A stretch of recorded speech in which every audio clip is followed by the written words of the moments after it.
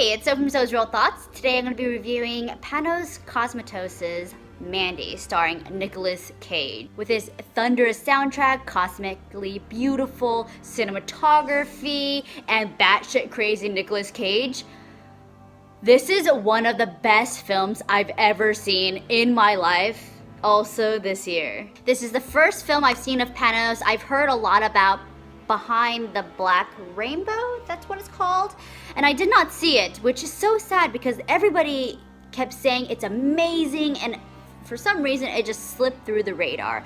And this being his sophomore film, Mandy is honestly one of the most batshit crazy films I've ever seen, like top to bottom. It's incredible. So the story takes place somewhere in the primal wilderness near the Shadow Mountains in the year 1983.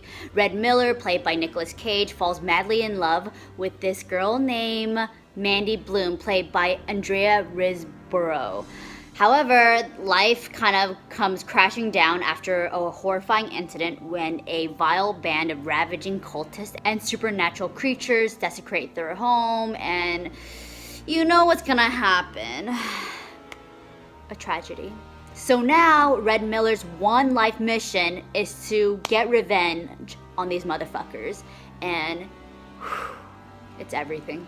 This film was produced by many people, one including an Elijah Wood, which is really exciting. I really love that he's been getting into horror genre films after Lord of the Rings, and he's really making a great career change, and I love everything he's done. So I definitely, like, even though there's so many people, I trust Elijah Wood. So the screenplay is written by Panos himself and Aaron Stewart-on. There's very minimal dialogue, and sometimes it's a bit of gibberish. Like, there's some comedic moments and they talk about past stories and they have this bonding moment, but a lot of the film is completely visual. It's not even about what they're exactly saying, it's about what's happening within the frame.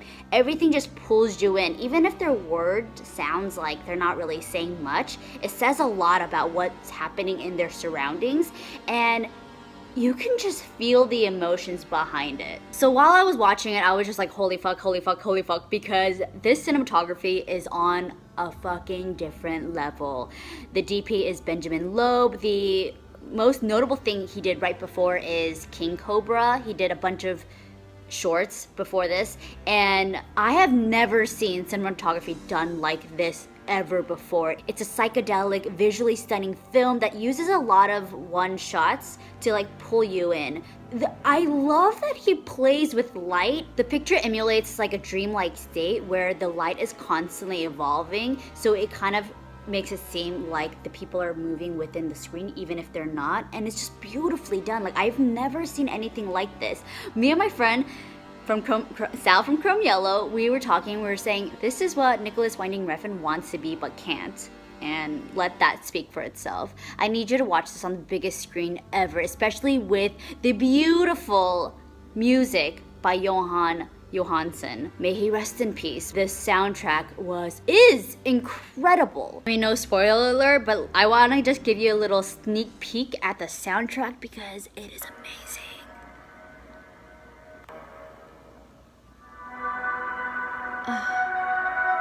So good.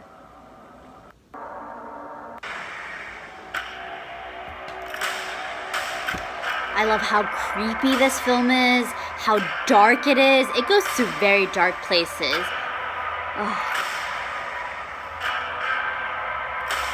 You get it. I will link down the soundtrack just so you can get a sneak peek, but whew. And paired with the visuals, this is a film that you need to see in theaters. Jóhann, so amazing. I know Panos was saying how he thought he wasn't worthy of Jóhann, but he sent him something.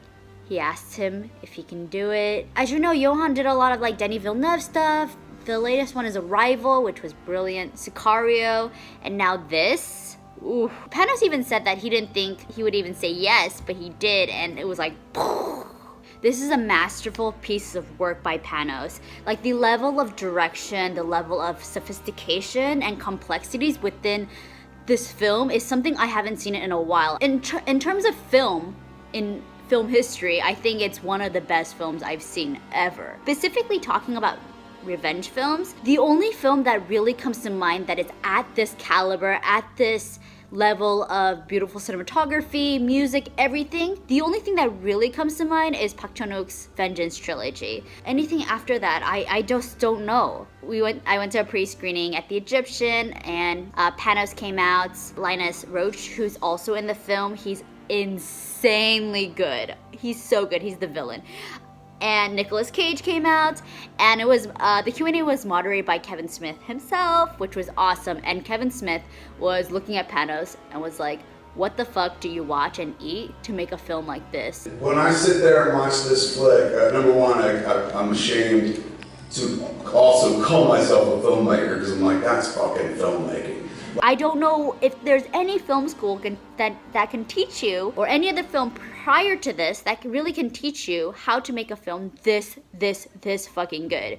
If there is, we would all be taking that course. So let's get down to it. My favorite kind of Nicolas Cage is when he's batshit crazy. I saw Mom and Dad the other day, which is a film that he's also in with Selma Blair, where something happens and all the parents feel the need to kill their own children, and you know how that goes. And I love crazy Nick Cage, especially since Face Off. We see how he's been, and even in the Q&A, he was like, you know, this is a very different kind of film, but I was totally into it because he loves challenging himself. You know, I see him sort of as the California Klaus Kinski, and I said, well, I am the California Klaus Kinski. But I don't want to play red. I don't want to play Jeremiah Sand.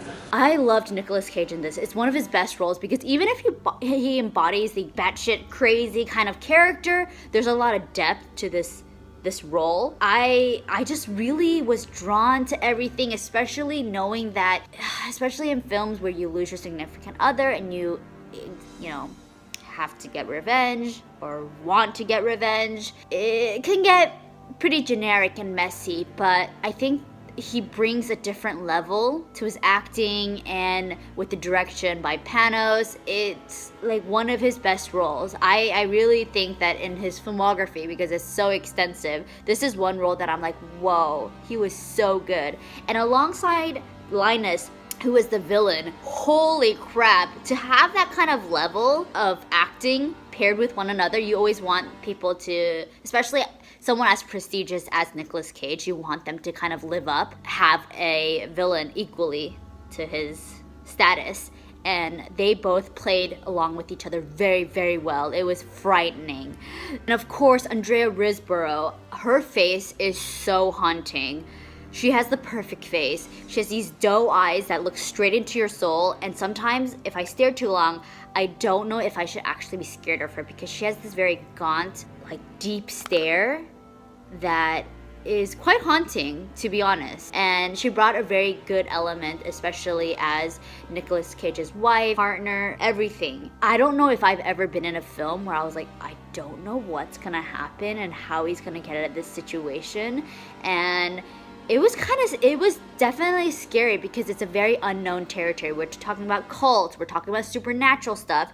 And even if the premise is set in 1983 and it seems like a real place, it seems like the story takes place on another planet. It's very different. There are weird references, and it's just really, really out there. Sometimes it can be like a hit or miss, but I think it doesn't even matter because you're so drawn to the story. You're so captivated by the music, the cinematography, and sometimes a lot of films are just all fluff, all style, but not this. I'm glad that the story, the acting, everything, the emotions come through now that it's out. I'm just so excited for everybody else to watch it because I was like shivering. I think if you remember my trailer reaction, I was like kind of going crazy because I thought it'd be a simple trailer reaction, another trailer starring Nicolas Cage, but the film got darker and darker and darker and took me to places like Hereditary that I never thought I would go to emotionally and mentally, everything, spiritually.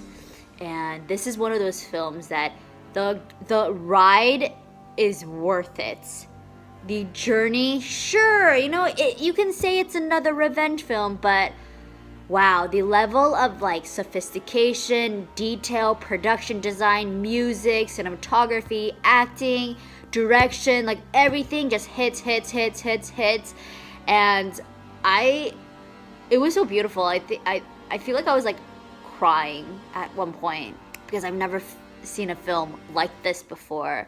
Sure, there's a lot of inspirations from different horror films, definitely legends like Sam Raimi and other people. To see this very, very singularly visioned film that is so original, it felt so refreshing to finally see not a film that's a sequel or an adaptation or whatever. Like, this is his film and he made it his own. Anyways, if you guys watch it, let me know what you think. Let me know what your favorite parts were. There's so many good scenes in this film, so many inventive ways that people were killed, different types of weapons. That's one of my favorite parts in revenge films, is the type of weapon that they use.